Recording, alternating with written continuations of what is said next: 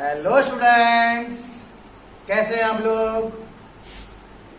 Good morning, good afternoon, good evening. I hope कि आप सभी अच्छे ही होंगे और अपने हेल्थ का पूरा ख्याल रख रहे होंगे। भाई हेल्थ का पूरा ख्याल रखना, क्योंकि अगर हेल्थ डिस्टर्ब हुई तो आपकी पढ़ाई बहुत छूट जाएगी, आप बहुत पीछे चले जाएंगे, फिर इसको रिकवर करना मुश्किल होता है। कोई बात नहीं, फिजिक्स वाला टीचर अरुण शर्मा की वीडियोस है ना, घबराएगी, बट फिर भी अपना ध्यान रखना है। ओके स्टूडेंट्स, आज की क्लास में हम डिस्कस करने जा रहे हैं very very very important Kirchhoff's law. Yes, physics में इलेक्ट्रिकल नेटवर्क को सॉल्व करने के लिए किरचॉफ्स लॉ का हम लोग यूज करते हैं। और बहुत से क्वेश्चंस, सर्किट के जितने भी क्वेश्चंस हैं वो मोस्टली इससे सॉल्व हो जाते हैं। आपके बोर्ड के लिए इंपॉर्टेंट है। जितने भी कॉम्पिटिशन्स हैं, IIT JEE mains and advance, NEET, KVPY, olympiad, सभी के लिए इंपॉर्टेंट है। सर्किट के क्वेश्चंस को सॉल्व करने का बेसिक यही है। तो आपको बहुत ध्यान से समझना है, अच्छे से समझना है, पूरे कॉन्सेंट्रेट होके समझना है। आपको पेन कॉपी के साथ बैठना है। आपको अगर इसमें कोई चीज समझ में नहीं आती है, कोई डाउट होता है, आप मेरे को अपना डाउट कमेंट बॉक्स में जरूर मेंशन कर दीजिएगा। तो स्टूडेंट्स, आपको ये तो पता है कि सेल क्या होती है, बैटरी क्या होती है, रेजिस्टर्स के सीरीज और पैरेलल कॉम्बिनेशन क्या होते हैं, ओम्स लॉ क्या होता है, ये सब आपको पता है। इसमें क्या होता है, अगर हम किसी भी सर्किट में अच्छे क्वेश्चन को सॉल्व कर रहे हैं, मान लीजिए कि सर्किट में आपको कुछ बैटरीज दी हुई हैं, कुछ रजिस्टर दिए हुए हैं, आपसे क्वेश्चन पूछता है कि डिफरेंट ब्रांच में करंट क्या होगी, what are the potential difference between 2 points. अगर इस तरह के क्वेश्चन आ रहे हैं तो हम लोग किरचॉफ लॉ को यूज करते हैं। किरचॉफ्स लॉ रेजिस्टर्स में भी यूज होता है, कैपेसिटर्स में भी यूज होता है, इंडक्टर्स में भी यूज होता है। ठीक, तो सबसे पहले आप ये समझिए कि किरचॉफ्स लॉ को हमेशा क्लोज सर्किट के लिए यूज करते हैं। Circuit must be closed. Close circuit का मतलब है सर्किट में करंट का फ्लो होना चाहिए, कहीं से सर्किट ओपन ना हो, कहीं से ब्रेक ना हो। जो पार्ट ओपन होगा वहां पे हम इसको यूज नहीं करते। ये सबसे पहले इंपॉर्टेंट बात है, it is use in close circuit. Okay, जब हम किरचॉफ लॉ को यूज करते हैं तो अच्छे से ध्यान से देखते हैं कि कौन कौन सी बैटरी है, सबसे ज्यादा वोल्टेज की बैटरी कौन सी है, उनकी पोलैरिटी किधर की हो रहा है, किधर प्लस टर्मिनल है, किधर माइनस टर्मिनल है। ठीक, ऐसा क्यों करते हैं, क्योंकि हमें साइन कन्वेंशन का यूज करना होता है यहां पर। ओके, तो स्टूडेंट चलो स्टार्ट करते हैं हम लोग किरचॉफ्स लॉ। ओके, समझिएगा ध्यान से।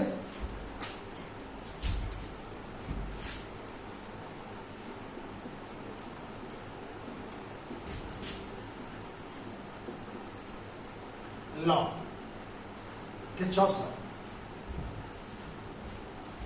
क्या होता है। किरचॉफ्स ने सर्किट की प्रॉब्लम को सॉल्व करने के लिए 2 डिफरेंट रूल्स दिए। फर्स्ट रूल, उसको हम बोलते हैं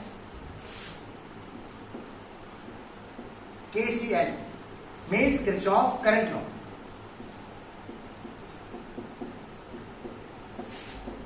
Kirchhoff's current law, current law, या इसको बोलते हैं और junction rule. Junction rule. Second होता है KVL, Kirchhoff voltage law.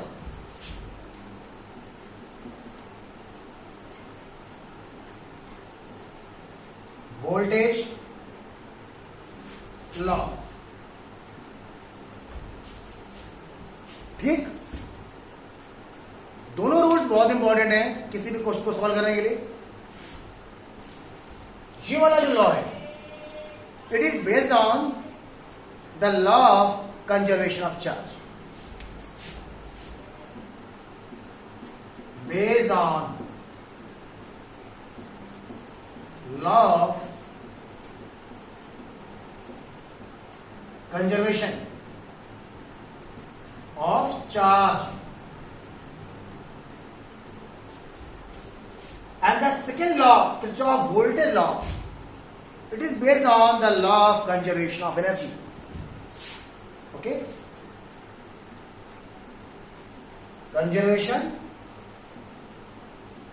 of energy.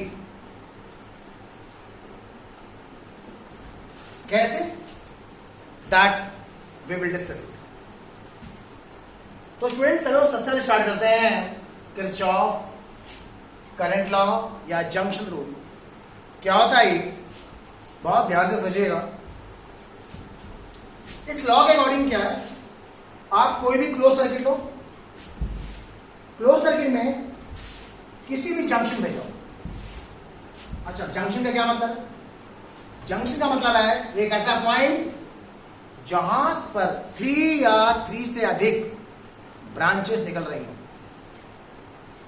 Okay, ऐसा पॉइंट जहां पर एटलीस्ट थ्री ब्रांचेस निकल रही हो उसको हम बोलते हैं जंक्शन या नोड। नोड भी उसे बोलते हैं। ठीक है, सपोज कि मैंने बोल दिया एक ऐसा सर्किट है, कुछ इस तरह का है, ऐसे बोल दिया। देखो यहां पे 4 है तो जंक्शन है या नोड है, 3 से कम नहीं होना चाहिए। मतलब आप सोचो कि 2 में है, नहीं।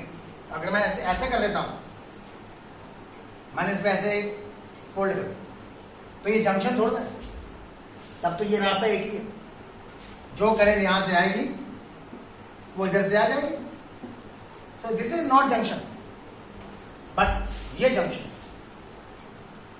तो अगर आप किसी भी सर्किट में किसी भी जंक्शन पे आओ तो उस जंक्शन पे जितनी भी इलेक्ट्रिक करंट आ रही हैं या जा रही हैं उन सब का अलजेब्रिक सम 0 होता है। ओके, एक बार फिर से सुनो। In any close circuit at any junction the algebraic sum of all electric currents is always 0।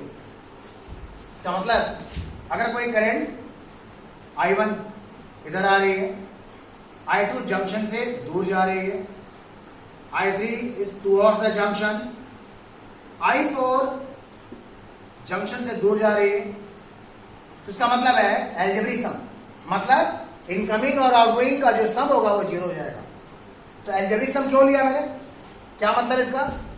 जो करंट जंक्शन के पास आ रही है आप उसको प्लस बोल दो, जो जंक्शन से दूर जा रही है आप उसको माइनस बोल दो, या आप उल्टा भी कर सकते हो। ठीक है, तो जैसे हमने यहां पे बोल दिया कि जो इनकमिंग करंट है मैं उसको प्लस बोल देता हूं और जो आउटगोइंग है इसको मैं माइनस बोल देता हूं, देन ये हो जाएगा I1 पॉजिटिव हो जाएगा, I2 नेगेटिव हो जाएगा, I3 पॉजिटिव हो जाएगा, I4 अगेन नेगेटिव हो जाएगा, और ये अलजेब्रिक सम हो गया, this must be equal to 0। I hope आपको समझ आ गया होगा। I इक्वल टू होता है dq बाई dt। तो अगर आप इसे q बाई t कहते हो तो टाइम तो उधर जाके 0 से मल्टीप्लाई हो जाएगा, बचेगा क्या? चार्ज, यहां का चार्ज, यहां का चार्ज, यहां का चार्ज, यहां का चार्ज। तो देखो उस केस में चार्जेस का अलजेब्रिक सम 0 हो गया। तो इसको आप करंट लॉ बोल दो या चार्ज लॉ बोल दो, बात एक ही बनेगी। ठीक है, तो इसका स्टेटमेंट क्या होगा? एट एनी जंक्शन, मैं यहां आपको मेंशन करता हूं, एट एनी जंक्शन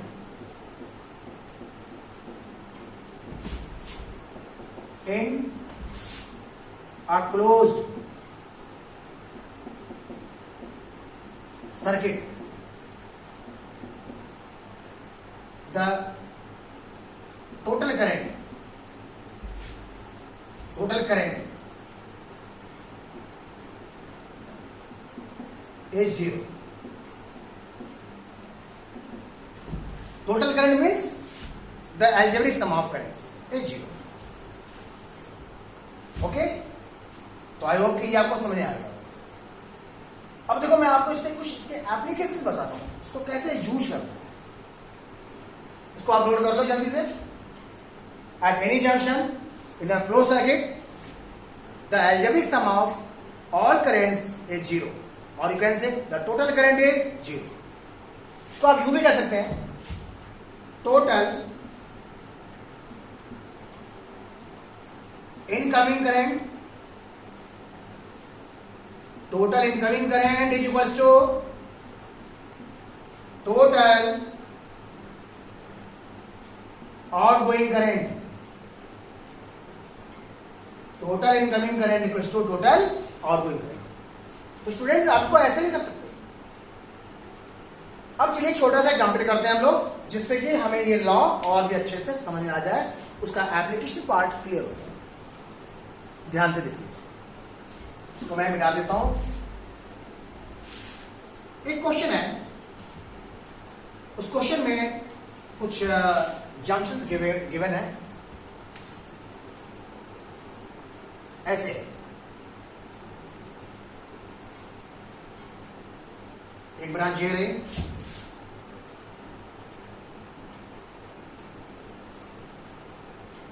ऐसे इधर से करंट आ रहा है 5 एम्पियर, ये करंट है 6 एम्पियर, ये करंट है 2 ampere. This current is 4 ampere, this current is 5 ampere. Question: what is the value of current I? Okay, बहुत आसान। देखिए कैसे,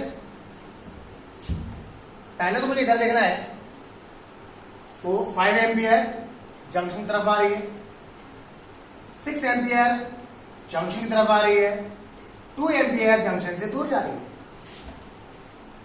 अब मुझे इधर के करंट के बारे में अभी नहीं पता, बट अगर देखा जाए तो 5 और 6 सेम साइड के होंगे, बिकॉज दोनों ही जंक्शन जो रहा है, तो इनको ऐड करना है, ये तो पक्का होगा। तो 5 प्लस 6 कितना हुआ? 11। ये जंक्शन से दूर जा रहा है, तो ये भी क्लियर है कि इसको सब्ट्रैक्ट करना होगा। तो 11 माइनस 2 कितना हो गया? 9। अब 9 एम्पियर करंट किधर जा रही होगी? आप खुद डिसाइड करो, ये जंक्शन से दूर जा रही होगी या जंक्शन के पास आ रही होगी। दिमाग लगाओ। Total incoming equals to total outgoing होना चाहिए। अगर आप इसको पास लाओगे तब तो बैलेंस नहीं हो रहा है। देखो 5 प्लस 6 प्लस 9 तो पास तो नहीं आएगी, तो इसको हमें दूर ही दिखाना पड़ेगा। So this will be what, कितना होना चाहिए? 9 एम्पियर। मुझे ये करने पता चल गई 9 ampere. Now students come to this junction, 5 incoming, 4 incoming, 9 incoming and this is outgoing. पता है आपको total outgoing equals to total incoming. So this outgoing I equals to 9 plus 4 plus 5, that is कितना हो जाएगा? 18 एम्पियर। तो आपने इस current की वैल्यू फाइंड आउट कर ली। ये आउटगोइंग करंट कितनी है? 18 एम्पियर। समझ में आ गया होगा आप लोग? ठीक, चलिए स्टूडेंट्स आगे बढ़ते हैं हम लोग। अब बात करते हैं किरचॉफ वोल्टेज। ओके, इसको किरचॉफ लूप लॉ भी बोलते हैं। देखिएगा ध्यान से, जब कभी हम किरचॉफ वोल्टेज लॉ या किरचॉफ लूप लॉ की बात करते हैं तो कुछ पॉइंट्स आपको अपने माइंड में रखना है जरूर से। करंट की डायरेक्शन और बैटरी का जो ईएमएफ है उसका साइन क्या लेना है, आपको बताता हूं क्या मतलब इसका, करंट की डायरेक्शन का क्या मतलब है। करंट की वेक्टर क्वांटिटी नहीं है, ओके, स्केलर क्वांटिटी है, बट यहां पे डायरेक्शन का मतलब है कि करंट जंक्शन से दूर जा रही है या जंक्शन के पास आ रही है। तो जब भी कभी आपको किरचॉफ वोल्टेज लॉ अप्लाई करना होगा, एक बात ध्यान दीजिएगा, हम बात कर रहे हैं किरचॉफ वोल्टेज लॉ की। इसमें हम सबसे पहले बात करते हैं, इसमें एक ऑब्जर्वर होना चाहिए। ऑब्जर्वर कौन? जो सर्किट को स्टडी कर रहा हो। जैसे कि अगर मैं किसी सर्किट को स्टडी कर रहा हूं तो मैं एक ऑब्जर्वर हूं। मैं सर्किट में डिफरेंट डिफरेंट ट्रैक पे चल के देखूंगा। मुझे सर्किट में मूव करना है, आप स्टडी कर रहे हैं तो आप एक ऑब्जर्वर हो गए। तो जो भी स्टडी कर रहा होगा वो एक ऑब्जर्वर हो गया। अब ऑब्जर्वर को मूव करना वो उसकी चॉइस पे डिपेंड करता है कि वो सर्किट में कैसे चल रहा है, वो क्लॉकवाइज सेंस में चल रहा है या सर्किट में एंटी क्लॉकवाइज सेंस में चल रहा है। It totally depends on the observer. Okay, समझिएगा मैं क्या कहना चाहता हूं। सपोज कि ये कोई सर्किट का पार्ट है, A B is a segment of a circuit. its resistances are, current ऐसे फ्लो कर रही है और ऑब्जर्वर ऐसे मूव कर रहा है। ऑब्जर्वर इस तरह से चल रहा है। So right now the observer is moving from left to right.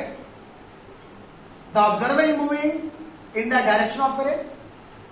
ये ऑब्जर्वर करंट की डायरेक्शन में चल रहा है। तो स्टूडेंट ध्यान दीजिएगा, जब कभी ऑब्जर्वर करंट की डायरेक्शन में मूव करता है तो हमें पोटेंशियल ड्रॉप को, पोटेंशियल डिफरेंस को नेगेटिव लेना है। एक बार फिर से सुनिए आप, मैं कह रहा हूं कि अगर ऑब्जर्वर किसी भी सर्किट में करंट की डायरेक्शन चल रहा है, किसी भी रेजिस्टर से क्रॉस करंट की डायरेक्शन में चल रहा है, तो उस रेजिस्टर के अक्रॉस पोटेंशियल डिफरेंस हमें नेगेटिव लेके चल रहा है। So when the observer moves in the direction of current, the potential drop is always negative. Negative क्यों? देखो, पोटेंशियल ड्रॉप होता है delta V equals to final potential minus initial potential, right. तो अगर मैं ऐसे चल रहा हूं, so this is the initial point, this is the final point. और आपको पता है इलेक्ट्रिक करंट हमेशा हाई पोटेंशियल से लो पोटेंशियल फ्लो करती है। तो स्टूडेंट ये हो जाएगा हाई पोटेंशियल, ये हो जाएगा low potential. It means low potential final minus high potential, this will be negative ना, जीरो से कम हुआ ना, इसका साइन नेगेटिव हो जाएगा। इसीलिए when the observer moves in the direction of electric current, the potential difference across that resistor is taken negative. Okay, keep it in your mind. And vice versa. It means अगर observer current के opposite चलता है तो उस case में potential drop कैसा लेना है हमको? पॉजिटिव लेके चलिए। इस बात को आप ध्यान रखेंगे, भूलिएगा नहीं, ठीक है ना। अब बात करते हैं हम लोग बैटरी के केस में। बैटरी के केस में उसका साइन कन्वेंशन क्या होगा समझिएगा। अगर कभी भी ऑब्जर्वर बैटरी में माइनस टर्मिनल से एंट्री कर रहा है और प्लस टर्मिनल पे बाहर निकल रहा है, तो आपको उसका ईएमएफ पॉजिटिव लेके चलना है। कुछ ऐसे, ये है battery, minus terminal plus terminal. Observer जो सर्किट को स्टडी कर रहा है इस डायरेक्शन में मूव कर रहा है, माइनस पे एंट्री कर रहा है और प्लस पे एग्जिट कर रहा है। माइनस पे एंटर किया, प्लस से बाहर आ गया। ऐसे में आपका इसका ईएमएफ कैसा लेंगे? पॉजिटिव लेंगे। तो अगर इसका ईएमएफ ई है तो आप बोलेंगे ई पॉजिटिव है। बट अगर उल्टा कर दें, अगर ये ऑब्जर्वर प्लस पे एंटर करता है और माइनस से बाहर आता है, in that case the EMF is taken negative. मतलब कुछ ऐसे मान लीजिए ये माइनस टर्मिनल, ये plus terminal. Observer plus enter कर रहा है और माइनस में आ रहा है, देन इसका ईएमएफ हम नेगेटिव लेके चलेंगे। ये छोटे छोटे पॉइंट्स हैं, इनको आप जरूर याद रखेंगे, तभी आप किरचॉफ लॉ का एप्लीकेशन सीख पाएंगे, अदरवाइज नहीं। तो चलो स्टूडेंट्स, स्टार्ट करते हैं किरचॉफ वोल्टेज लॉ। ओके, मैंने आपको उसका बैकग्राउंड बता दिया है, उसको आप जरूर नोट कर लीजिएगा, नोट कर लीजिएगा, ठीक है ना। If observer is moving in the direction of current, then potential drop is taken negative and vice versa.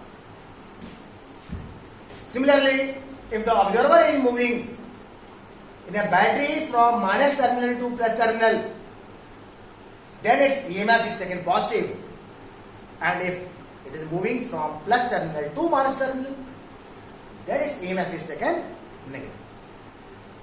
बस इतनी सी बातें आपको याद रखनी है, फिर आपको कभी कोई प्रॉब्लम नहीं होगी। चलिए स्टार्ट करते हैं किरचॉफ वोल्टेज लॉ।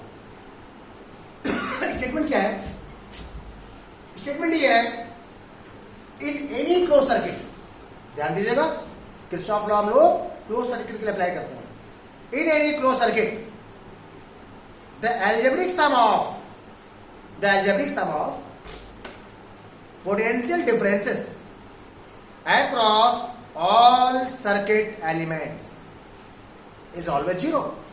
एक बात फिर से सुनिए, in any closed circuit the algebraic sum of potential differences, या इसको potential drops भी बोल सकते हैं।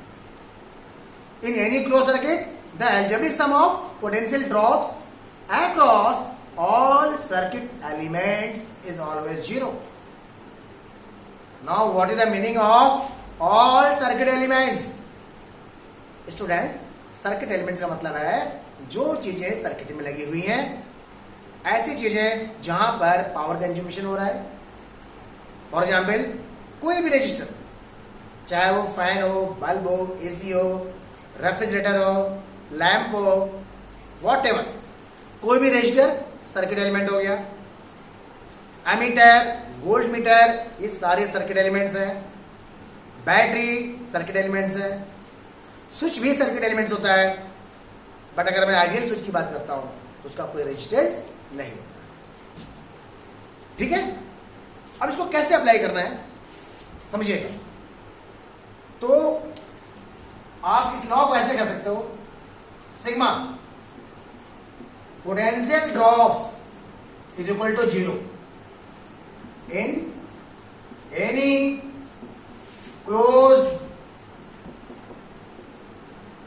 circuit, किसी भी क्लोज सर्किट में पोटेंशियल ड्रॉप 0 हो जाएगा, and it is based on the law of conservation of energy. क्यों, वो आपको मैं बताता हूं। तो चलिए स्टार्ट करते हैं हम लोग। एक छोटा सा सर्किट लेके चलते हैं, जहां पे ये है एक सर्किट जिसमें रेजिस्टेंस R है, इसकी वैल्यू ले लिया हमने 10 ओम। फिर मैंने यहां पे बैटरी लगाई, ये आइडियल स्विच है और बैटरी का वोल्टेज है 40 वोल्ट। क्वेश्चन है find the value of current in circuit. बहुत छोटा सा क्वेश्चन है, बट बेसिक समझना है पहले, तो आपको बहुत छोटे से स्टार्ट करना है। Find the value of electric current in the circuit, I equal to question mark. Suppose कि करंट आई है, मैंने क्वेश्चन मार्क करा दिया। अब कैसे स्टार्ट करना है? फर्स्ट ऑफ ऑल, आप सर्किट में हर पॉइंट्स का नाम डाल देंगे, ए, बी, सी, डी। इसके बाद आप अपने आप इसमें एक करंट की डायरेक्शन एज्यूम करेंगे, आपकी मर्जी, चाहे जैसे लेना चाहो डायरेक्शन। आप चाहो तो करंट को क्लॉकवाइज फ्लो करा दो या एंटी क्लॉकवाइज, क्योंकि अभी आपको करंट की डायरेक्शन नहीं पता, तो आप अपने आप कुछ भी ले सकते हो। वैसे कोशिश करनी चाहिए कि जो सबसे ज्यादा वोल्टेज की बैटरी हो, आप उससे करंट निकालो। तो फिलहाल तो यहां पे एक ही बैटरी है 40 वोल्ट, तो इसके प्लस टर्मिनल से मैंने आई करंट एज्यूम कर लिया कि आई करंट इसके प्लस टर्मिनल से बाहर निकले और सर्किट में फ्लो करते हुए वो वापस बैटरी में आ गई। ये स्टेप क्लियर। थर्ड स्टेप देखो, फर्स्ट स्टेप क्या था, आप नेमिंग करेंगे, नाम डालेंगे। सेकंड स्टेप क्या है, आप करंट की वैल्यू को एज्यूम करेंगे और उसकी डायरेक्शन को एज्यूम करेंगे। थर्ड स्टेप, अब आपके मूव करने की बारी आती है, ऑब्जर्वर के मूव करने की बारी आती है कि वो ऑब्जर्वर कैसे मूव करना चाहता है। आप फ्री हो, आपकी मर्जी क्लॉकवाइज चल दो या आपकी मर्जी आप एंटी क्लॉकवाइज मूव कर जाओ, जैसे भी मूव कर जाओ, उससे कोई फर्क नहीं पड़ता। तो चलिए, मैंने एज्यूम कर लिया कि मैं ऑब्जर्वर क्लॉकवाइज चल रहा हूं, क्लॉकवाइज। तो अपने इस मूवमेंट को आप कैसे एक्सप्रेस करेंगे, आप इसको एक्सप्रेस करेंगे for loop, close loop, clockwise है ना, तो A to B to C to B to A, आप वापस वहां आएंगे जहां से आपने स्टार्ट किया। For loop A to B to C to D to A. समझ आया आपको? अब आप अप्लाई करिए। मैंने आपसे क्या कहा था, algebraic sum of potential drop across each circuit element. Start करते हैं यहां से। करंट आपने ऐसे बोला और आपके मूवमेंट की डायरेक्शन भी ऐसे ही है। It means now you are moving in the direction of current. भाई, आप करंट की डायरेक्शन में चल रहे हो। और मैंने आपको क्या बताया था, अगर आप करंट की डायरेक्शन में मूव करते हैं तो पोटेंशियल ड्रॉप क्या होगा, नेगेटिव होगा। तो यहां पे पोटेंशियल ड्रॉप की वैल्यू कितनी होगी, लगाइए ओम्स लॉ। करंट आपने आई बोल दिया, रेजिस्टेंस आपने आर बोल दिया, तो पोटेंशियल डिफरेंस कितना हुआ, आई इंटू आर। तो आई इंटू आर, लेकिन with negative sign, because you are moving in the direction of current. फिर आप इधर आइए, बी से सी तक। कुछ मिला, नहीं मिला, ना कोई रजिस्टर, ना कोई कैपेसिटर, ना कोई बैटरी, कुछ नहीं मिला, तो आप भी आगे आ जाओ। अब इसका क्या मतलब है, जब बी और सी के बीच में कुछ भी नहीं है तो कोई पोटेंशियल ड्रॉप हुआ ही नहीं, मतलब जीरो हुआ। तो आप जीरो लिखो या ना लिखो। फिर आप इधर आओ, सी से इधर मूव करो। तो जब आप सी से इधर गए तो आपको बैटरी मिली। अब बैटरी में पोटेंशियल ड्रॉप क्या लेना है, मैंने बताया था, आप कैसे मूव कर रहे हो, आप इसके माइनस टर्मिनल पे एंटर कर रहे हो और प्लस में बाहर आ रहे हो। तो ऐसे में इसका ईएमएफ कैसा लेंगे, पॉजिटिव नेगेटिव। मैंने बताया था, जब आप माइनस पे एंट्री करते हो और प्लस में बाहर आते हो तो उसका ईएमएफ पॉजिटिव लेके चलते हैं। So I will write here plus 40। आगे बढ़िए, यहां तक कुछ नहीं मिला। फिर आप यहां पे आइए, यहां पर भी कुछ नहीं मिला, यहां पे पोटेंशियल ड्रॉप जीरो हो जाएगा और आप वापस पॉइंट डी पे आ गए जहां से आपने अपनी जर्नी स्टार्ट की थी। आइए हमें फाइंड आउट करना है आर की वैल्यू कितनी है, आर की वैल्यू 10 है। देन ये हो जाएगा, इसका सम जीरो कर दोगे आप, तो minus 10 into I plus 40, that is minus 40।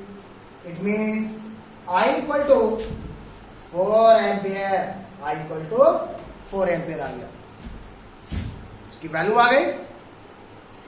और देखो आपका आंसर प्लस में आ रहा है, प्लस में आ रहा है। इसका मतलब आपने जो एज्यूम किया, जो डायरेक्शन आपने एज्यूम की, वो सही डायरेक्शन है। अगर सॉल्व करने पे आई की वैल्यू नेगेटिव आ जाती तो पता है इसका क्या मतलब था, मतलब था कि आपने जो सोचा उसका रिवर्स कर दो। मतलब अगर जैसे इसमें अगर मेरा आंसर माइनस में आता तो उसका मतलब होता कि यार करंट क्लॉकवाइज नहीं होगी, एंटी क्लॉकवाइज होगी। हमने जो सोचा उसका उल्टा। समझ आ गया सबको? तो ये छोटा सा एग्जाम्पल था किरचॉफ वोल्टेज लॉ को एक्सप्लेन करने के लिए। अब जितने भी क्वेश्चंस हैं, चाहे जितने भी लूप हों, उसमें ब्रांचिंग हो रही हो, सभी का बेसिक है। मैं आपको कुछ और क्वेश्चन करके बताता हूं। ओके, इसको आप नोट कर लीजिए जल्दी से, फास्ट। और फिर एक नया क्वेश्चन स्टार्ट करते हैं। तो इस क्वेश्चन में बहुत आसान सा है।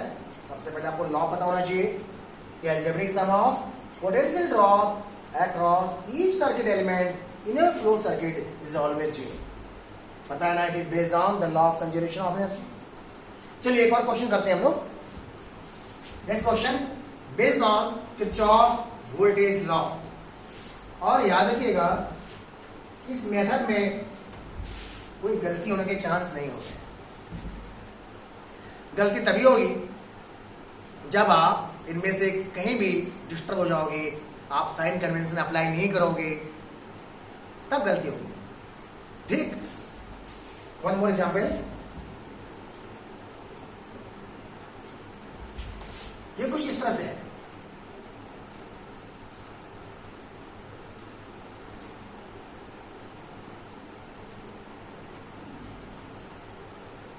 टू बैटरीज, मैंने इसको यूं भी कर दिया.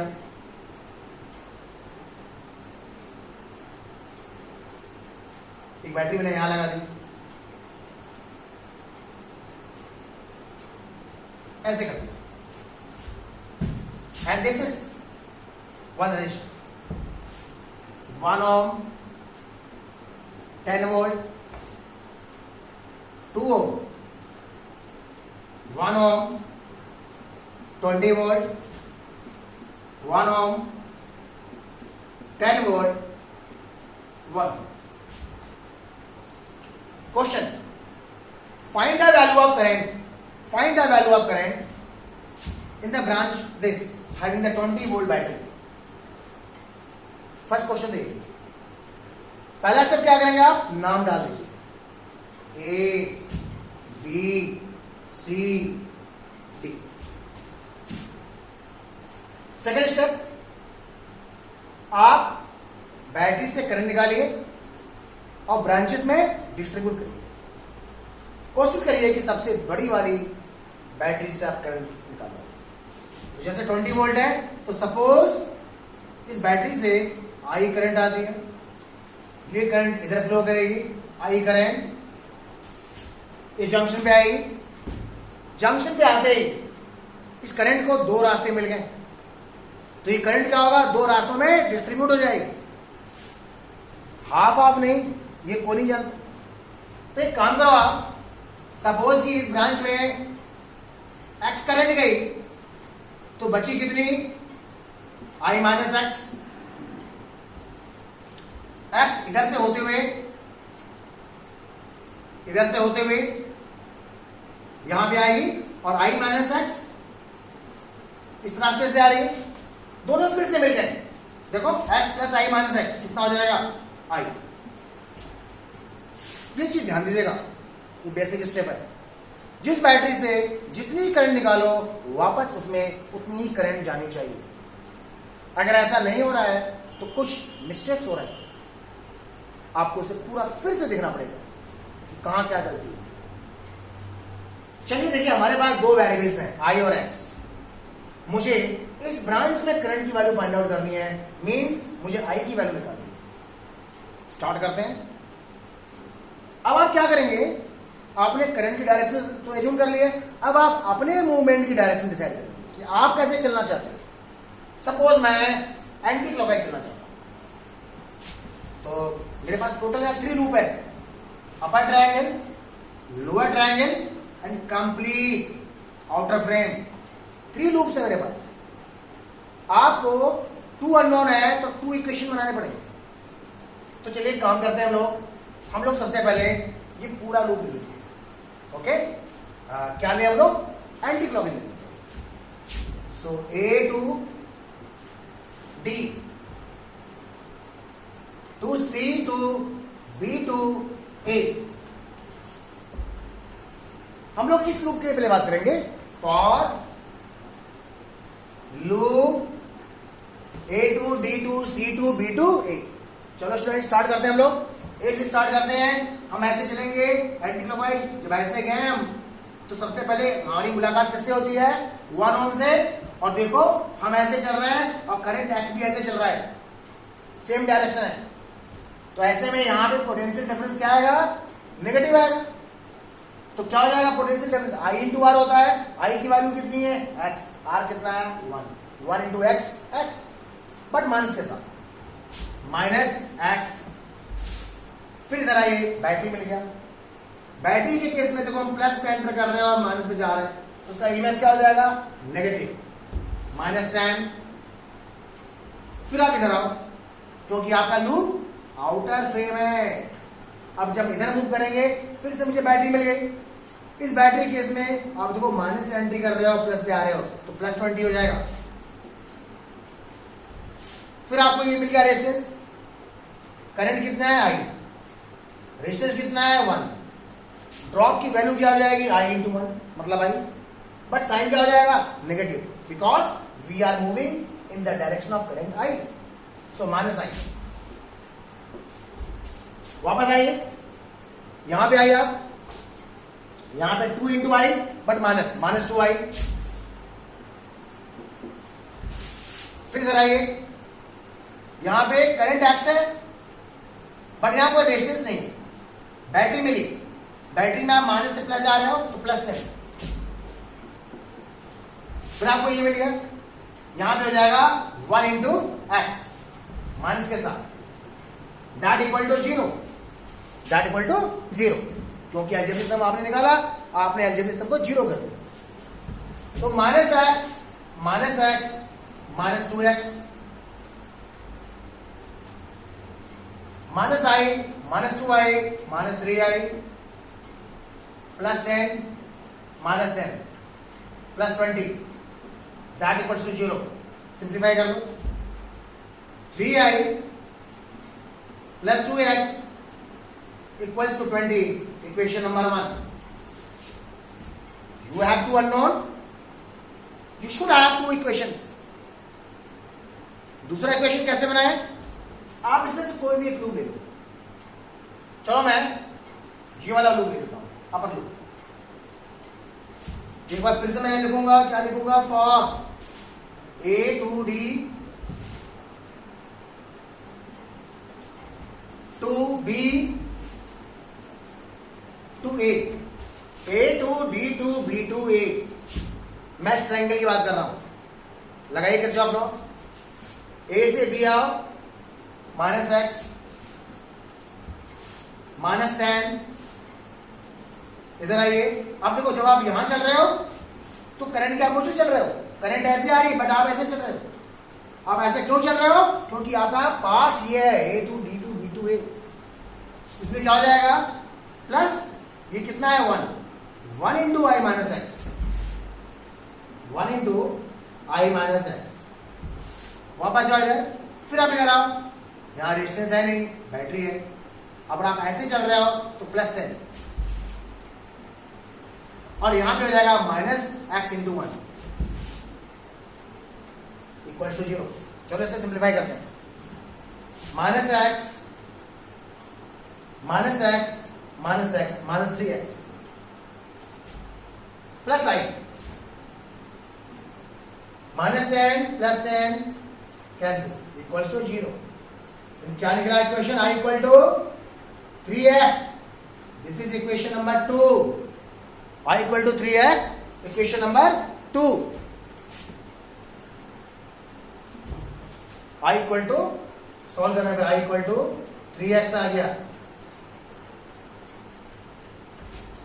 Okay, and this was the equation number 1। 2 equation 2 unknown, solve कर लेते हैं। मुझे I की वैल्यू चाहिए, मैं X की वैल्यू यहां रख देता हूं, या पहले आप I रख दो फिर आप X निकाल लो। तो मैं रिमेनिंग पार्ट्स को यहां सॉल्व कर रहा हूं।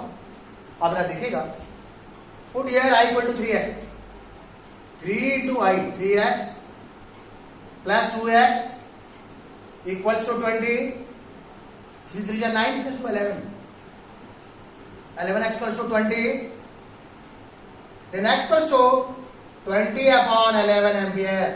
देखो X आ गया, इस ब्रांच में करंट आ गई, पॉजिटिव आ रही है, मतलब जो डायरेक्शन मैंने एज्यूम किया था that is A correct direction. X की वैल्यू को आप वापस इसमें रख दीजिए तो I की वैल्यू आ जाएगी। I कितना हो जाएगा, I की वैल्यू देखिए, मैं इसको यहां नोट कर रहा हूं, I = 3X, X कितना है, 20/11, 20/11 then I equals to 60/11 ampere. ये भी प्लस आ रहा है, मतलब this is the correct direction of I। हमने जो डायरेक्शन एज्यूम किया था वो सही है। तो स्टूडेंट ये था Kirchhoff law and its application.